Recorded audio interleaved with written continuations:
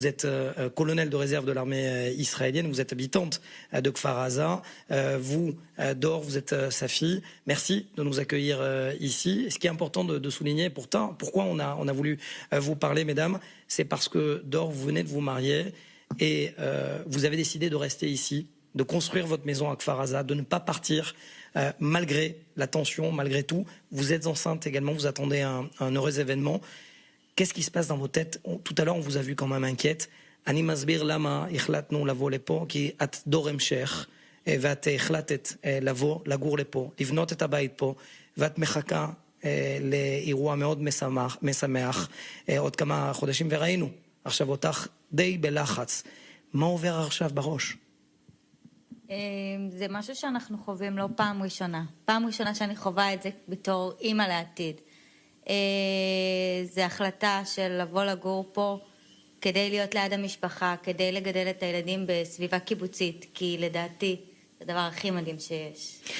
Ce n'est pas la première fois, dit Dor, qu'elle subit ce genre de scénario. C'est la première fois, en revanche, qu'elle le subit en tant que future maman.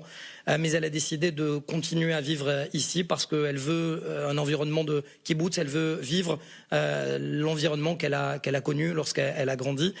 Mais on se dit quoi? On se dit à ce moment-là quoi? Est-ce que mon fils, ma fille va vivre au rythme des bombes? C'est ce qu'on a envie. Et malgré tout, il y a toujours ce mot de résilience qui revient. למרות זאת, את הולכת לגדל בן, בת, בכל זאת יש מילה שחוזר לעצמה כל הזמן, חוזרת לעצמה, חוסן.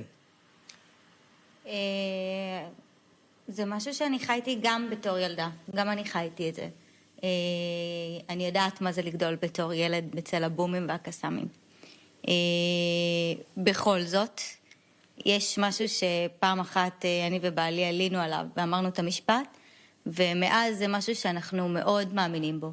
המקום הזה הוא 99% גן עדן, וכמו בכל מקום יש 1% שזה פחות טוב.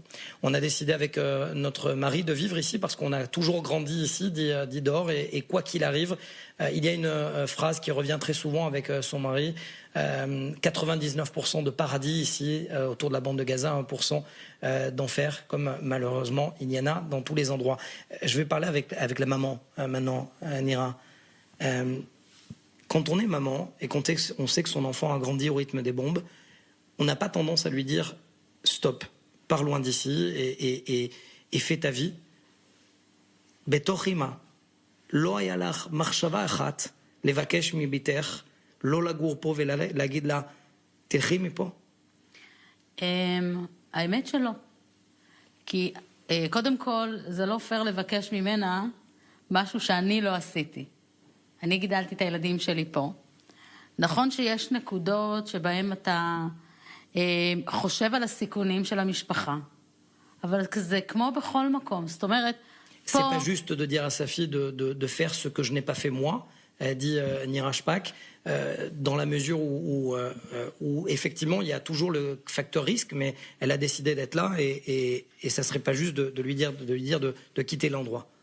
הדברים הטובים שיש פה הם הרבה יותר מהדברים הלא טובים שיש פה. בזמן שאנחנו יושבים ומדברים, בקיבוץ מתארגנים לחגוג את חג פורים, ולא הפסיקו בגלל הבומים. זה היופי, זה חוסן. שאלת מה זה חוסן. Pendant que l'on se parle, il y a toujours ce mot de résilience qui fait que pendant qu'il y a des tirs en direction de Tel Aviv, eh bien, dit Nira, on est en train d'organiser dans le kibbutz la fête de Purim. Avant de revenir vers vous, j'aimerais poser juste une question à Maurice. Maurice, lorsque vous entendez cela, et au niveau politique, est-ce que ce mot de résilience qui revient tout le temps dans la bouche de ceux qui habitent ici dans le pourtour de la bande de Gaza a une implication au niveau politique, au niveau électoral?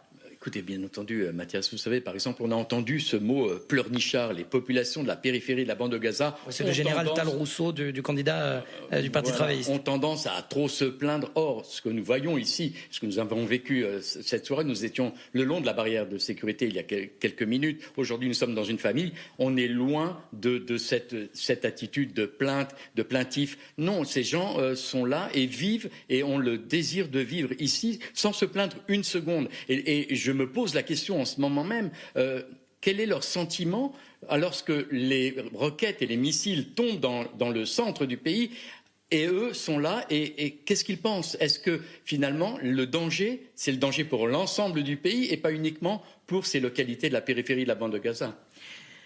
האם אתם חושבים, ומוריס שואל הוא הפרשן המדיני והפוליטי שלנו, האם אתם חושבים שהסיכון הוא נמצא פה, בעוטף עזה, או נמצא גם שם?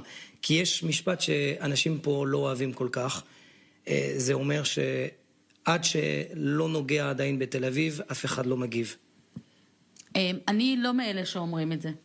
אני ממש לא, ואני חושבת שרובנו לא אומרים את זה. Nous ne sommes pas de cet avis-là, de dire que tant que les bombes n'arrivent pas sur Tel Aviv, eh bien, il n'y a pas de réponse de l'armée israélienne, l'opposé. אני מרגישה טוב שהמדינה שלנו מספיק חזקה שכשיש פה אירוע, אני רוצה שיבלו בתל אביב. זה מראה את החוסן. כמו שעכשיו שקורה בתל אביב, אנחנו ממשיכים לחיות רגיל פה. Je veux justement que lorsqu'il y a des bombes qui arrivent sur Tel Aviv, que nous poursuivons notre vie comme les habitants de Tel Aviv poursuivent la leur lorsque des bombes tombent chez nous. Nira, vous êtes aujourd'hui une colonelle de réserve de l'armée israélienne. Qu'est-ce qui se passe dans votre tête? Vous avez connu, vous étiez dans la bande de Gaza au moment de l'opération Bordure Protectrice. Personne n'a envie que ça recommence. Et pourtant, ça semble inévitable. את אלוף משנה בצבא, אמנם בדימוס, אבל חיית את המבצע צוק איתן, אף אחד לא רוצה עוד מלחמה, אבל כנראה שזה לא עניין של מתי, אלא יהיה. אני מקווה בבחירות הנוכחיות, שהדרג המדיני שייבחר, הוא יהיה כזה שידע להביא את זה, להביא לפתרון, בלי להגיע למלחמה. אם צריך מלחמה, תהיה מלחמה. אבל המלחמה זה הפתרון האחרון. כי אף אחד לא רוצה, לא הרוגים פה ולא הרוגים שם. בסוף כולנו אנשים. אבל בסוף החיים שלנו חשובים, ואם נצטרך, נגיע לזה. אני מקווה שההנהגה שתיבחר, תדע לתת את המענה הנכון. J'espère que le prochain leadership qui sera élu au cours du prochain scrutin saura trouver la bonne réponse sans passer forcément par la case de la guerre. Et si jamais il doit y avoir une guerre, eh bien, nous sommes prêts parce que nous ne voulons pas de mort d'aucun des côtés. Mais s'il doit y avoir une guerre, eh bien, forcément, nous y ferons face. Dor, une question pour vous, la jeune génération. J'imagine que vous avez fait l'armée, bien évidemment, comme toutes les jeunes filles ici. Votre mari l'a fait également. Si jamais il doit avoir une guerre, vous allez lui dire quoi lorsqu'il sait, lorsque vous savez que c'est un futur papa? Asit Sava, Kamouvan. Ktsina, vous êtes officier à l'armée. Votre mari, Baaler, Assad Sava. Et c'est un combattant. Si jamais il doit avoir la guerre, qu'est-ce que vous allez lui dire? Matagidino, Imitztarech, Teshachrere oto? ואם הוא מקבל צו 8? זו שאלה קצת טריקית, כי בעלי הוא נמצא פה. התפקיד שלו הוא הכיתת כוננות של הקיבוץ. אנחנו מאוד בתוך הקיבוץ. גם אני במילואים משרתת פה בגזרה, בתור של אישה. אז אם צריך, כמובן, זה לא שאלה בכלל. Ce n'est pas une question, c'est ça toute la force ici et en même temps la complexité de la région. Disait Dor que son mari sert ici dans la réunion dans l'unité d'urgence de ce kibbutz de Kfar Aza. Elle sert également dans l'unité de la division du front sud. Tous les deux devront répondre présent s'il y a un conflit. Voilà toute la complexité ici de ce que l'on pouvait dire. Jean-Charles, après les tirs de 2 roquettes depuis la bande de Gaza vers le centre du pays, on répète, c'est le djihad islamique qui a pris la responsabilité des tirs Fajr 15 en direction du sud, une interception visiblement au-dessus d'Ashkelon, une autre, un impact sur un terrain vague ou en pleine mer, ici, depuis le pourtour de la bande de Gaza. Voilà.